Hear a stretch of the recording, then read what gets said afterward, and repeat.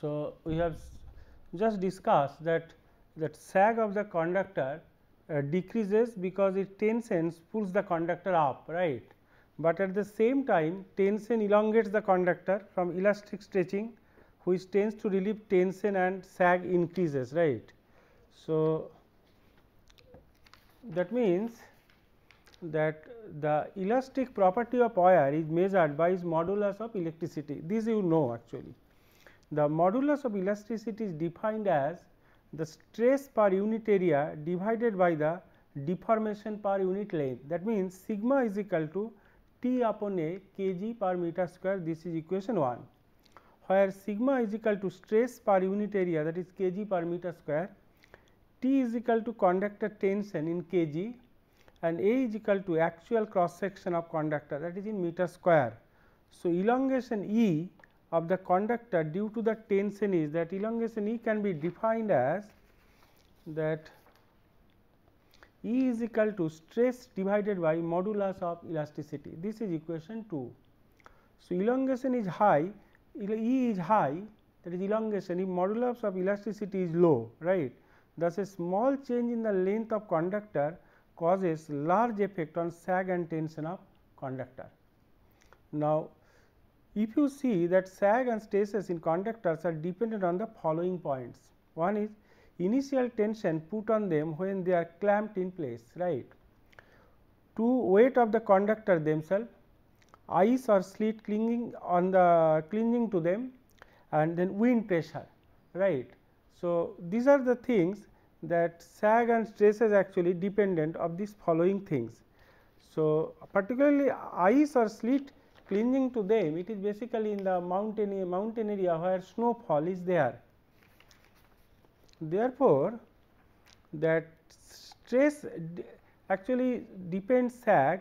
Any span can be used provided the poles or towers are high enough and strong enough. But if you make poles or towers are high, and then naturally that your height of the tower will increase, therefore, cost will increase.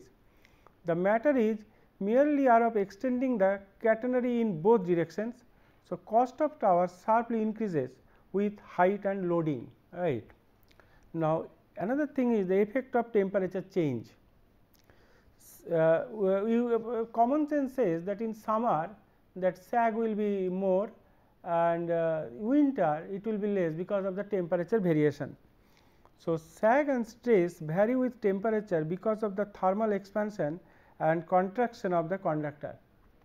Temperature rise of conductor increase the length of conductor, and hence sag increases and tension decreases, and vice versa.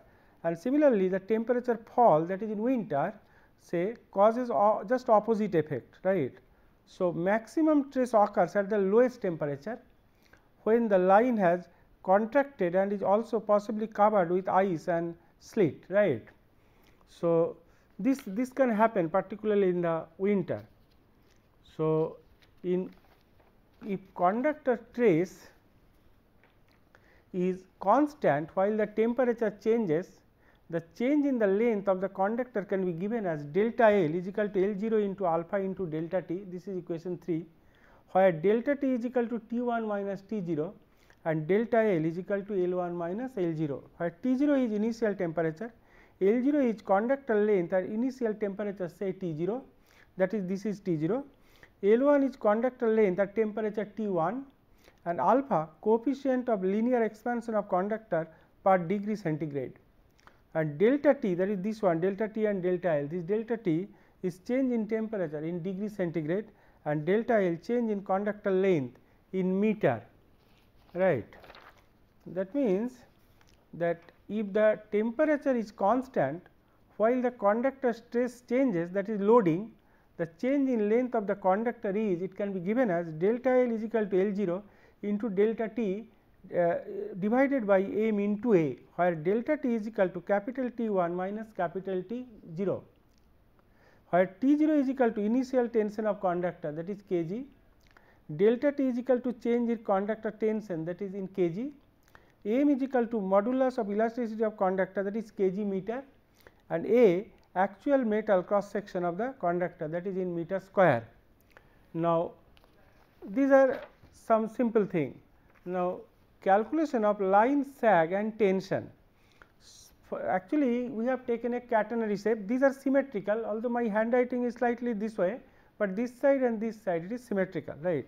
So, this is your, suppose it is your both the side, this is tower side, this one and this one, they are of equal height, right.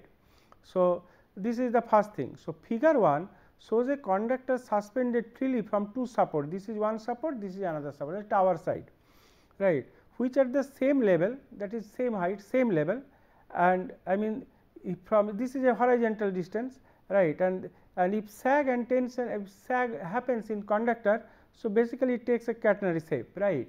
So, they are at the same level, that is, and the horizontal distance between them is capital L, this is capital L. Takes the form of catenary curve, providing the conductor is perfectly flexible and conductor weight is uniformly distributed along its line. Actually, total length of the conductor is small l. So, from here to here we have, this is L by 2, this side also total is L by 2, right, but we have taken some point your P. So, in this case, that when sag your d is very small, when d is very small in comparison to span L, that is that conductor is tightly stretched, the resultant curve can be considered as a parabola, right. But in this case, the parabolas we will see later, but in this case we have not assumed that this is a parabola, it is a catenary shape, but if sag is less as compared to the L, then that can be considered as a parabola. So, this regarding this your point P, then V is equal to W s, then horizontal your tension H, then tension T at point P, T x, T y will come little bit later. So, if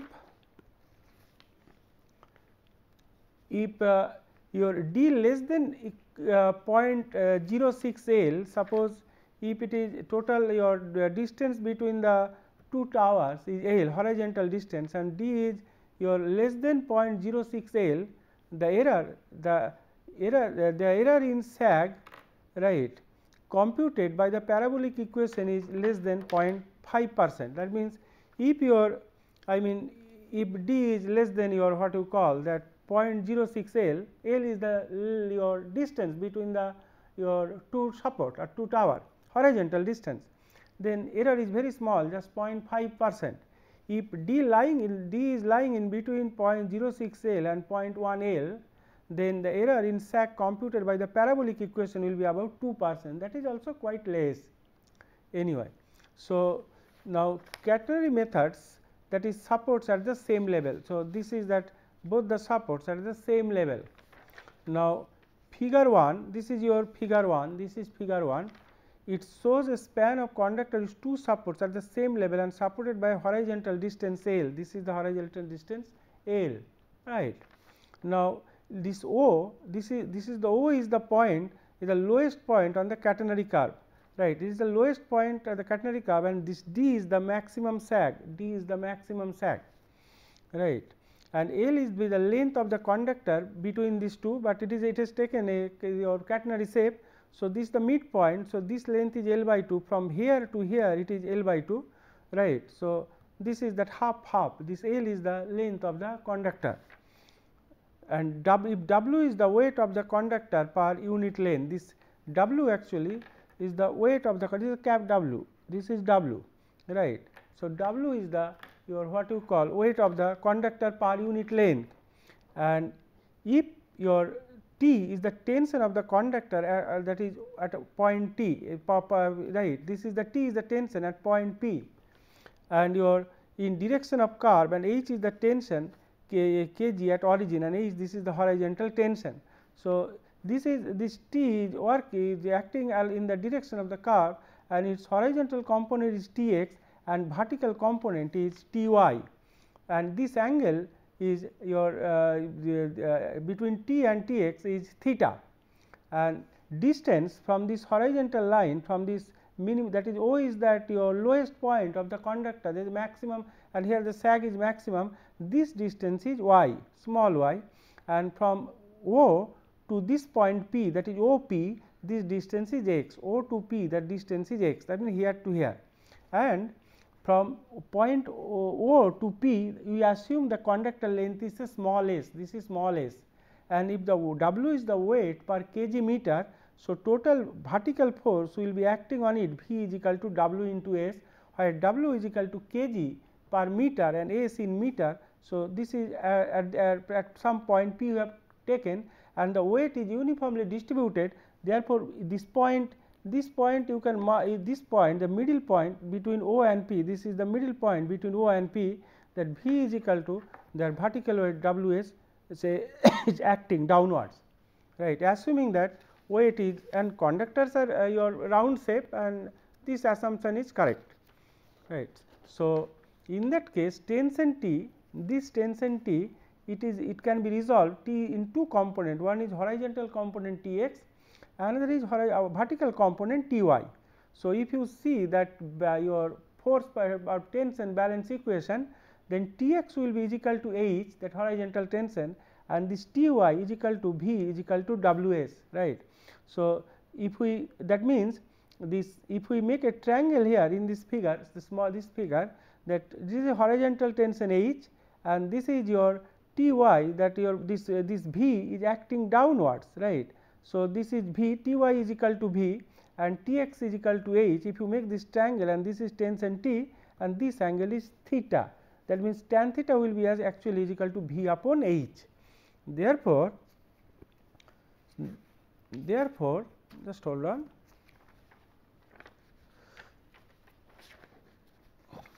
So, that means T x is equal to H, this is equation 5 I told you, and T y is equal to W into S, this is equation 6.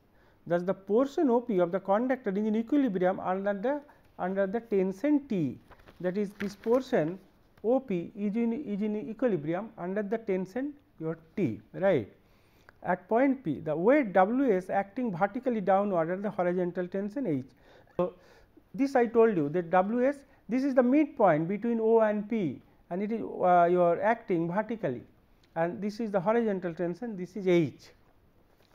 Now, suppose if there is a your certain your little bit of increase in the conductor length, your say this is the conductor length, if there is a little bit of change in the distance, say it is S, suppose there is a little change in ds, then naturally your this is you have taken in catenary shape. If we make a triangle, then horizontal side will be dx and your vertical side will be dy. So, that is why now this is your figure 2.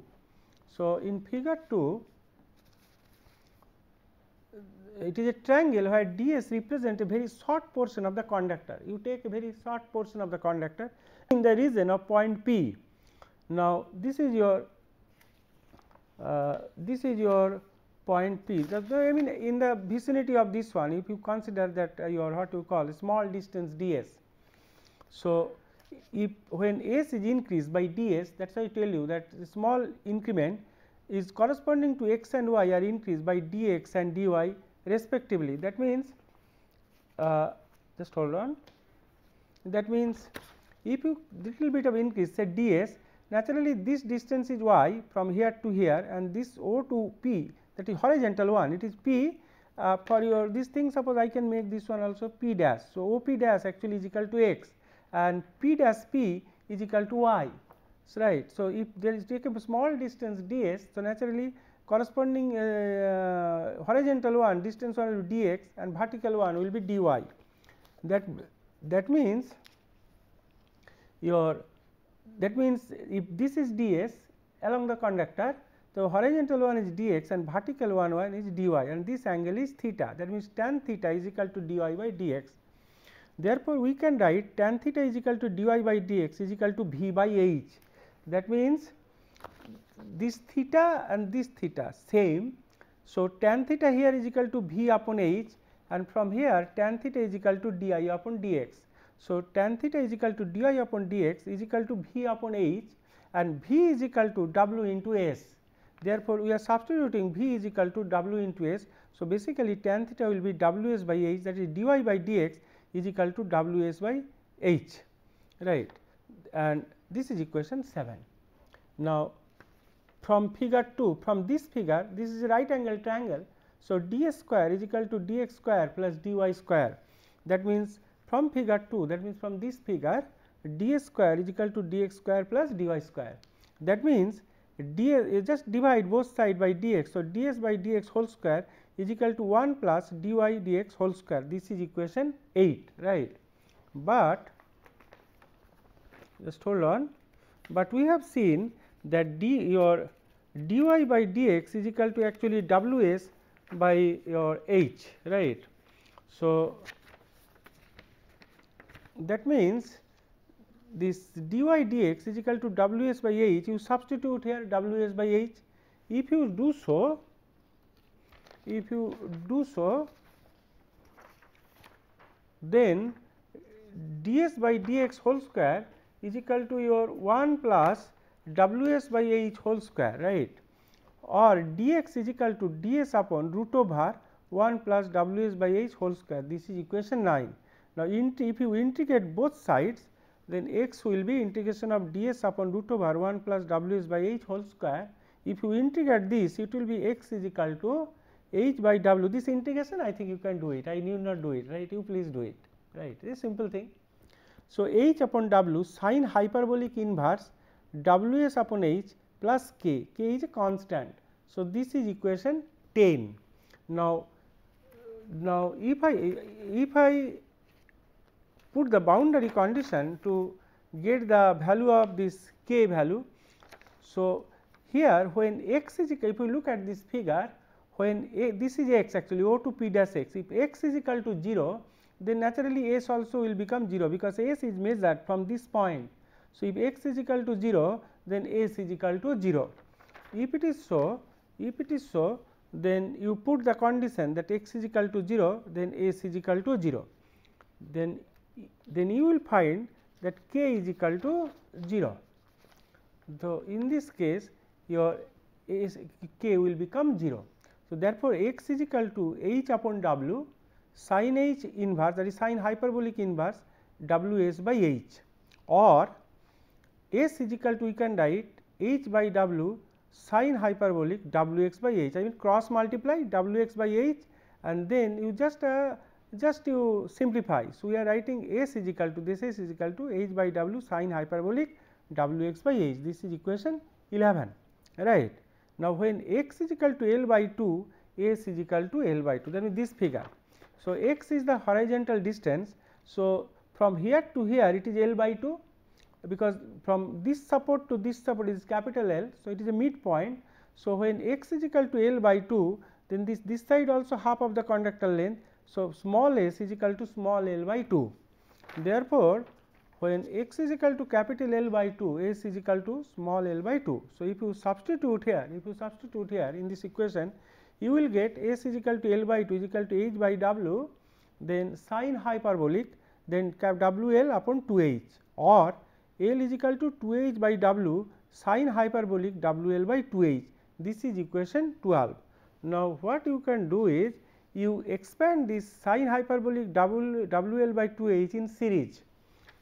If you expand it, it will become L is equal to 2 h by w 1 upon 1 factorial w l upon 2 h plus 1 upon 3 factorial w l upon 2 h whole cube plus the higher order terms.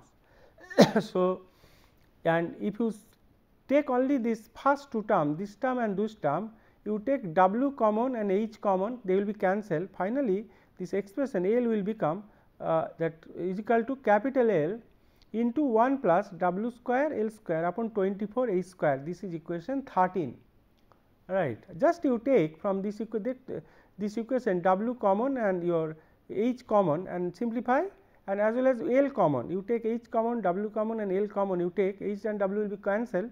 You will find small l is equal to capital L into 1 plus w square L square upon 24 h square. This is equation 13. Now, from equation 7 and 11 we get. Now, equation 7 we have seen, not showing it again, understandable.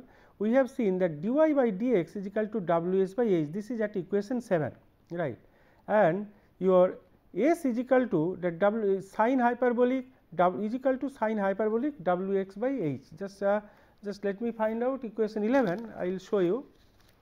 that this is, just hold on, so this is equation 11, this is equation 11, right.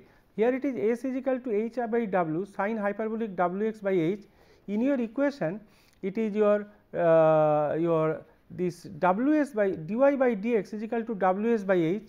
So, if you cross multiply, it will be w s by h is equal to sin hyperbolic w x by h. That is why you are writing dy by dx is equal to w s by h. This is known, w s by h actually coming from this equation 11 multiplied, this cross multiplication w s by h is equal to sin hyperbolic w x by h, right. So, therefore, dy is equal to your sin hyperbolic w x by h into dx, this is equation 14.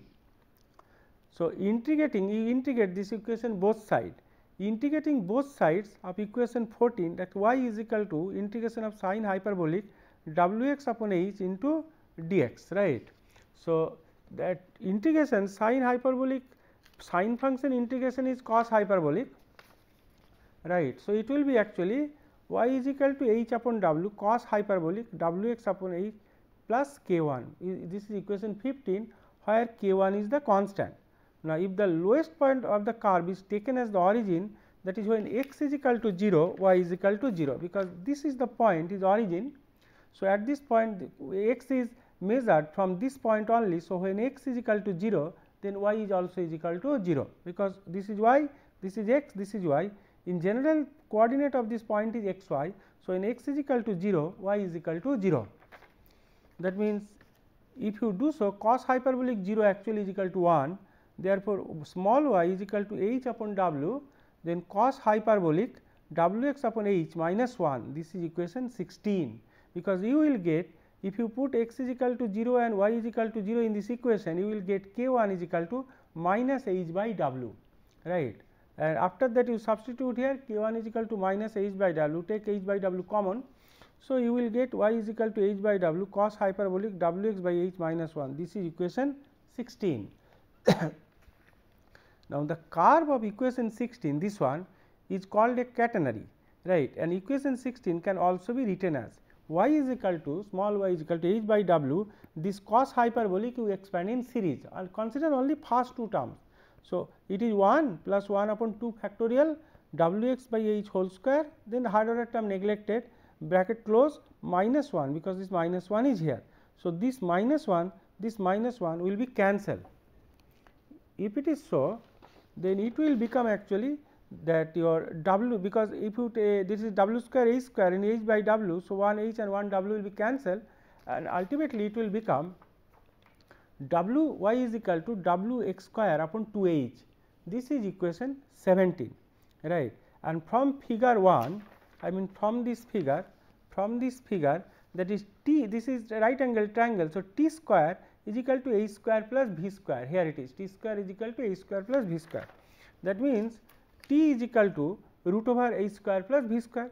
If you take h common from this equation, so t is equal to h in under root 1 plus v upon h whole square, right. This is equation 18, and equation 7 we have seen v upon h actually is equal to dy upon dx.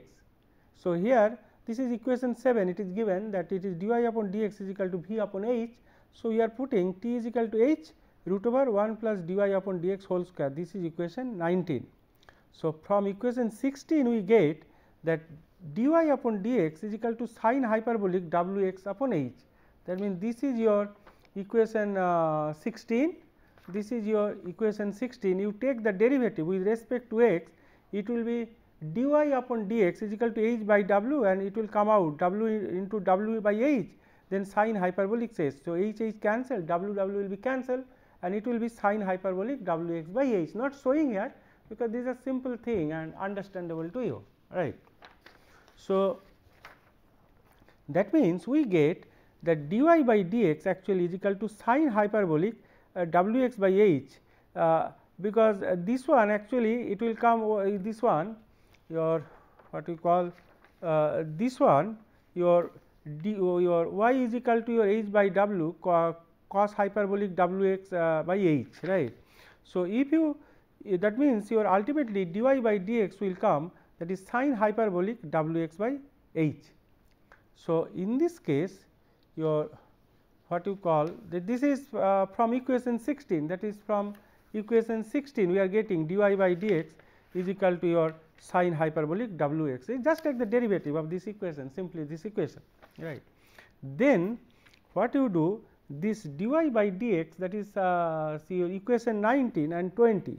So, dy by dx if you put here in this equation, it will be root over 1 plus sin hyperbolic square w x by h, right. So, 1 plus sin hyperbolic your w x square, it will be cosine your what you call that cosine hyperbolic w x by h. Actually, it is very simple thing, right. So, your for example, your y is equal to h by w, then this is cos hyperbolic, right. Your w x divided by h minus 1. So, if you take the derivative of this one, then dy by dx will be h upon w into w upon h, then sin hyperbolic your w x by h, right. This one will be cancelled, is equal to sin hyperbolic w x by h. Now, if you put in that equation that and now root over, it is given t is equal to h root over 1 plus dy by dx whole square, that is equal to h, then root over 1 plus sin hyperbolic square w x by h. Actually, this is nothing but cos square cos hyperbolic square. So, it is cos hyperbolic. So, it equal to h cos hyperbolic w x by h, right. So, this is the thing, that is why this equation 21 from equation 19 and 20, sorry, I am writing t is equal to h, then cos hyperbolic your w x by h. This is equation 21. So, where the total tension your in the conductor, the support x is equal to L by 2, that is if you look at the figure, that is this is total distance is L and this will be L by 2. So, when x is equal to L by 2, sorry, then the total tension in the conductor of the support at x is equal to L by 2 is, that means t is equal to h cos hyperbolic. When x is equal to L by 2, you substitute in equation 21 x is equal to L by 2, here it will be W L upon 2 h. So, h cos hyperbolic W L upon 2 h, this is equation 22. Now, if you expand this cos hyperbolic W L by 2 h in series, it will be t is equal to h, then 1 plus 1 upon 2 factorial, then W L upon 2 h whole square plus 1 upon 4 factorial, W L upon 2 h to the power 4 plus higher order terms and so on. This is equation 23. Now, the sag or deflection of the conductor for a span length L between supports on the same level, that is at x is equal to L by 2 and your y is equal to d. So, from equation 16 that means this equation, actually so many equations are here. So, from equation 16, right, from this equation only, right. So, and this is your what you call that diagram, that figure 1. So, the sag or deflection of the conductor for a span of length L between supports on the same level, that is at x is equal to L by 2, y is equal to d. That means, this is your what you call the total is your L and half is L by 2. So, at x is equal to your what you call L by 2, y is equal to d, and then equation in equation 16 you if you put this one, that when x is equal to L by 2, y is equal to d, then what you will get this equation, that at if you substitute here, then you will get d is equal to, because y is equal to d is equal to h upon w cos hyperbolic w upon 2 h, because x is equal to L by 2 minus y. This is equation 24. If you expand this, it will be d is equal to h upon w 1 plus 1 upon 2 factorial w L square upon 2 h plus 1 upon 4 factorial w L upon 2 h to the power 4. So, w L to the power 4 divided by 2 h to the power 4, and then higher order terms, then bracket is closed minus 1. So, this one will be cancelled, and this one approximately you will get d approximately W L square by your 8 H. This is your what you call, this is a simple task you can do, right. So, approximately d is equal to W L square upon 8 H, and this is equation 26. Therefore, the safety code gives the minimum clearance your height for the line above ground, and if this is added to the sag, the minimum height of the insulation support points can be found. Actually, this sag will be there from the ground, the minimum your safety clearance will be there. In addition to that, you have to add this sag also, right, such that minimum height of the insulator support points can be found.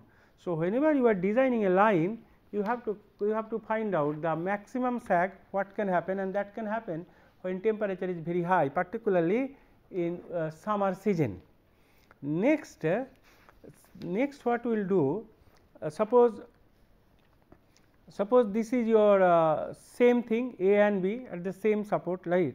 This is parameters of catenary, this is your directrix, this is X, and this is the lowest point O, this is that horizontal tension H, right, and this side is L by 2, this side is L by 2, and here that along this distance, suppose say this is your between L by 2, that your at S is equal to L by 2, this weight is acting in the middle of this portion, right, between O and B, this is the midpoint of the conductor, and your horizontal distance between A and B is L. So, this V is equal to W S, and as S is equal to L by 2, that means this one actually your W L by 2, because S is equal to L by 2, and therefore, this T y, that vertical tension T y will be balanced by this downwards that vertical conductor weight is acting. So, T y will be W S. So, T y is equal to W S, it is written over, and T x horizontal one, say T x is equal to some W C, C is some length, right. So, that is T x is equal to W C some length, and that is equal to H. So, and this one, this is the directrix and this is the horizontal line. So, this angle is theta, this angle is theta, right, and some correction fluid I have put it. So, do not look into this. So, this angle is theta, therefore, this angle is also theta, and this one, this C is H upon W, and this then from here this is the Y, this is the sag, this portion is the sag. So, this portion is D.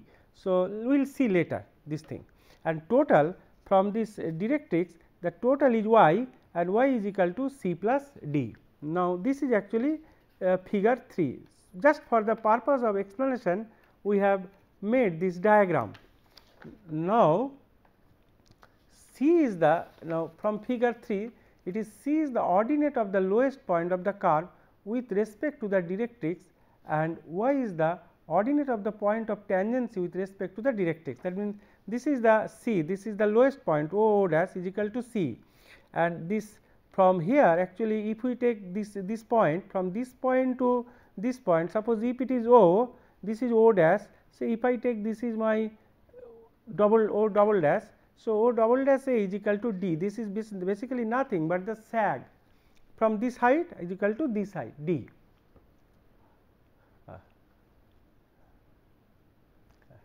Okay.